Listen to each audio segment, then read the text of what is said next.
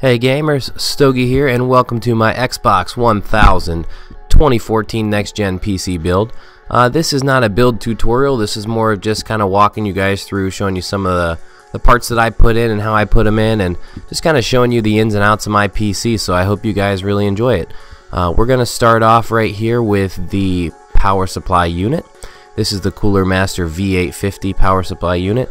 And those just go down there on the bottom there. There's a little rubber mount for it and it screws into the back, so that's pretty simple. Next you're going to see I put this radiator up at the top originally. This is a 240mm radiator, but it didn't end up fitting because the fans wouldn't mount on it and clear my motherboard, so I ended up moving it. So you'll see that later on, but here is the motherboard. This is the Asus Sabertooth Z87. One badass, really good looking motherboard. Really happy with this. Here you see I'm going to put the RAM in. It's Corsair Dominator Platinum at 1866 megahertz. It has a little LED and cooling fin there at the top. It's really high-end RAM.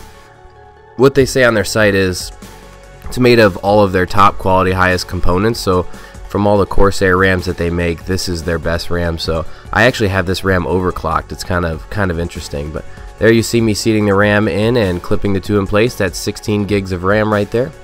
And here you're gonna see, this is one of the cooler things that I did. This is setting the CPU in place here. So you can see you remove the little protective plastic cover, and you can see those pins there. You do not want to touch any of those pins.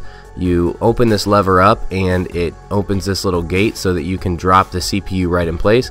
You literally just want to put your fingers on the side of the CPU and just drop it right in place. Just let it right down. And you don't want to wiggle it. You don't want to, I just kind of just tapped it. You don't want to push down on it. You put this gate back down on it and pull the lever and it locks it securely down in place. You guys can see the box behind there. This is the Intel Core i7 processor. It's 3.5 gigahertz, 4470K I think the number was. So really high-end chip there, and you can see me seating in my drive bays. I got a 2 terabyte spinning hard drive, and I got a 256 gigabyte solid state drive. So my drives will go in this little bay here, right on the side of the LED fan. So you guys will see when I kind of back away from the PC later, you'll see kind of where those drives are sitting. Here's looking in the side or the front, and you can see my motherboard in the back with the RAM, and I'm just positioning the Blu-ray drive, burner drive, right in place. And then you can see that I put the motherboard on and everything is in the computer, but the graphics card, this is the EVGA GeForce GTX 780 superclocked with ACX cooling. It's a mouthful, but this thing is a beast.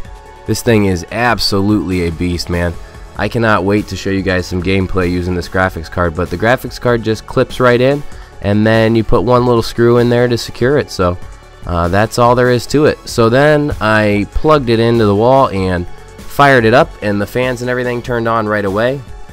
The next step here is to get the motherboard diagnostics, and there you guys can see my Rocat Cone XTD mouse and my Corsair K70 keyboard. You see the red illumination there. Oh, and it's also on my custom built desk, which you guys will see when I do my new setup video. But yeah, this desk ended up being really badass. So anyway, the next step here is to get into the motherboard's boot system so you can check the diagnostics of all the parts that you put in. But see that green light on my motherboard? That is telling me right now that everything is checking out with the motherboard and the inserted pieces. So here you're going to see the diagnostic screens for Asus, and this will tell me my clock speeds for everything, the temperature and everything. So it's telling me everything's good to go. So here you guys go. You can see I removed the cooling fan that came with the CPU, and I put the XSPC block on the CPU. The purpose of this is to cool my CPU so I can overclock it from, say, 3.5 gigahertz probably all the way up to 4.5 gigahertz, and you can see the blue LEDs on either side, and you can also see that I have this awesome green UV reactive tubing, and that is my Xbox homage. I'm paying homage to the Xbox. So you guys can see the tubing goes in from the water block into the CPU, down to the radiator here, and then back up from the radiator back to the water reservoir. So that's the cycle that completes the loop. The water will be cooled by the radiator before it goes back to the water reservoir and then back to the block. Here you guys can see I have one of my white LED fans in the back at the top, and I can turn those on and off. I have another one here, so you see my drive bays right behind there. And then also check this out. I have a switch that turns on and off my UV reactive lights. So those tubes are UV reactive, so when I turn those lights on, they don't emit like black light, but they emit a nice soft UV light that only reacts to those tubes. So it's really cool. It doesn't color up my case, but it makes those tubes just jump out at you. I'm really happy with them. And here you can see the graphics card a little bit closer. So that's the inside of the PC. You can see that when I move the radiator to the bottom too, I could move the 200mm fan back in, which is great for exhausting out the top. So I'm drawing in the bottom here at the radiator and out the top through that 200mm fan. So let's move around to the top. You guys can see the XSPC water reservoir with the blue LED in it to hold all the water that my liquid cooling unit needs. And then you can see all these empty bays in the front that they just serve as ventilation right now. Here's the control panel with a couple USB 3s, couple USB 2s, LED fan control, and then fan power. So I just maxed out the fans right there, turned them up to level 3. You can turn the LEDs on and off by hitting that button. And then that top swirly looking button there, the CM Storm Striker logo, that is the power on off. Here's the back side of the case. You can see tons and tons of room.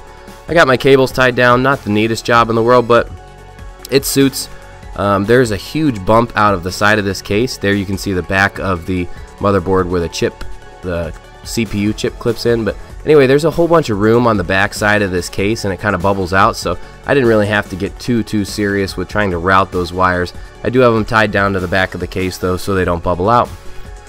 So here you can see it with that back panel on. You can see the side ventilation there that there's one on one side and one on the other. So I pull air in from that left side and in from the bottom and push it through the components and out the back and the top. And look how badass that looks with that final cover on with the little glass window there. I really enjoy the look of this. I have this thing currently set up on my new desk right on top there. It's a full tower case, but it doesn't look too big. And happy gaming, guys.